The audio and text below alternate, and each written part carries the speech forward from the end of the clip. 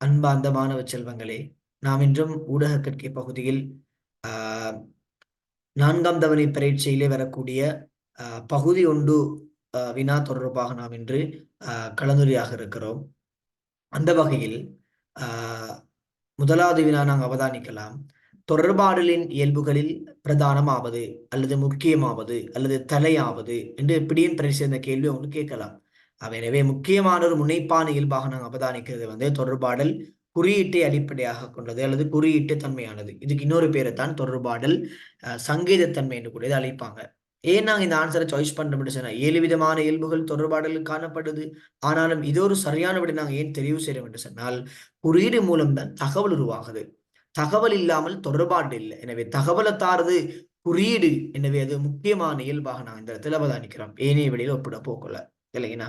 Right. 2வது கேள்வி, தொடர்பாடல் செயல்முறையில் மீள வலியுறுத்தலின் முக்கியத்துவத்தினை கூறியிருந்தவர் பின்வருபவர்கள் யார்? அப்ப தொடர்பாடல்ல மீள வலியுறுத்தல் சம்பந்தமாக சென்னர் குளோட் ஷெனன் மற்றும் மொரன் வீவர். 4வது ஆன்சர் தான் சரியான விட.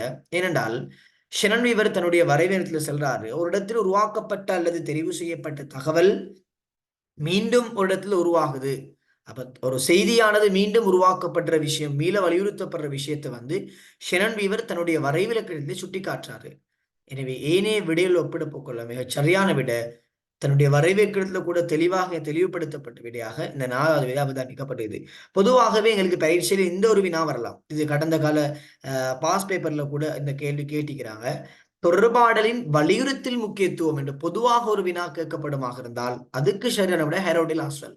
ஏனால் பொதுவாகவே வலியுறுத்தல் சொல்ல வர்றது தாக்கம்.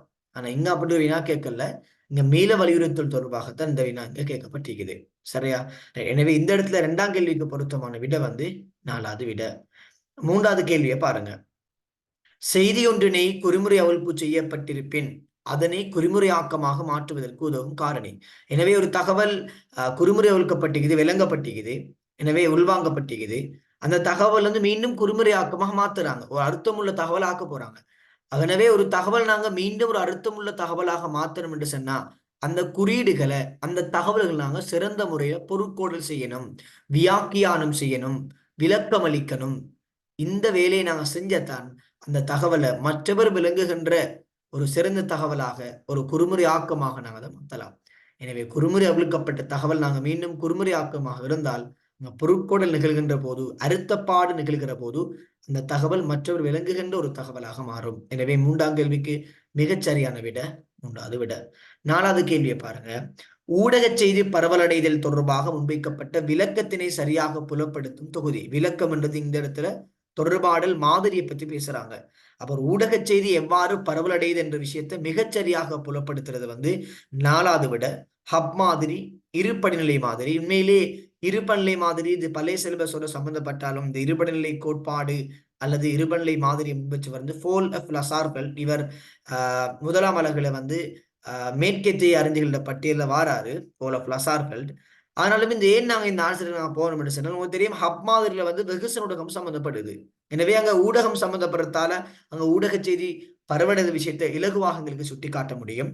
அதே மாதிரி இருபநிலை மாதிரிலையும் வெகுசன ஊடகம் தான் சம்பந்தப்படுது. அங்கேயும் இங்கேயும் எவ்வாறு பழைய சிலபஸ்ல கூட ஒரு படி, இருபடி, பல்படி என்ற பாடம் இருந்துச்சு. அதுலதான் இந்த இருபநிலை மாதிரி சம்பந்தப்பட்டது. அப்ப அங்கேயும் இந்த இருபநிலை மாதிரியில், அந்த இருபநிலை கோட்பாட்டுல கூட, இருபநிலை விளக்கத்துல கூட வெகுசன ஊடகத்தில் ஒரு தகவலானது எவ்வாறு அடுத்தடுத்த கட்ட பல்லைக்கு செல்கிறது என்பதை தெளிவுபடுத்துறாங்க. ஏனைய விட நாங்கள் ஒப்பிடுகிற போது 4வது விட மிகச்சரியான விடையாக நாங்க பார்க்கலாம். ஏன்னா வில்பிஸ்டாம்ட மாதிரில ஊடகம் பற்றி பேசப்படல. அங்க 1வது வெளில வாய்க்காப்பூர் பத்தி பொதுவாக பேசிக்கிறாங்க. 2வது நெடுக்கோட்டு விளக்கம், ஒரு வழி மாதிரி பத்தி பேசுறாங்க. அதே மாதிரி 5வது விடையிலையும் ஊடகம் சம்பந்தமான விஷயம் அவ்வளவு தெளிவுபடுத்தப்படல. எனவே 4ஆம் கேள்விக்கு 4வது தான் சரியான விட. 5வது நான் பாருங்க. ஜனரஞ்சக கலாச்சாரத்தினை உருவாக்கக்கூடிய பிரதான வெகுசன ஊடக புலம். வெகுசன ஊடகம் என்று வினா வருகிற போது ஒட்டவாகவே சினிமா, சமூக ஊடகம், இனியும் இல்லாமகிடும் ஆன்சர்ல. இப்ப எங்களுக்கு ஆன்சர் வானொலி, தொலைக்காட்சி.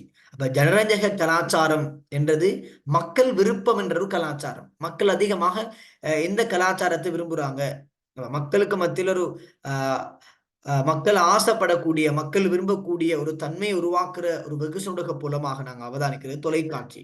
தொலைக்காட்சி வந்து உண்மையிலேயே மக்களுக்கு மத்தியில் ஒரு கவர்ச்சி தன்மை வாய்ந்தது. கிளேமரஸ் மீடியான்னு கூட சொல்லுவாங்க. ஏன்னா அது கற்புல, செய்ப்புல தன்மைலாம் அங்க அவதானிக்கப்படுது. அதே வேள தொலைக்காட்சி வந்து அதிகமாக புத்தம் புதிய விடயங்களுக்கு முக்கியத்துவம் வழங்குது. புது புது மக்கள் எத அதிகமா ஆசைப்படுறாங்க, மக்கள் எத அதிகமா விரும்புறாங்க என்றத அதிகமாக இலக்கு வைத்து இந்த தொலைக்காட்சி நிகழ்ச்சிகள், தொலைக்காட்சி விளம்பரங்கள் முன்வைக்கப்படுது. எனவே அதிகமான ஜனரஞ்சக கலாச்சாரம் புலப்படுகின்ற ஒரு வெகுசனூடக புலமாக இருக்குமாக இருந்தால், உண்மையிலே வெகுசுடகத்துல ஒரு வலுவுள்ள வெகுசுடமாக அவதானிக்கிறது நாங்க இந்த தொலைக்காட்சி என்ற ஊடகத்தை நாங்க மிக பிரதானமாக அவதானிக்கிறோம்.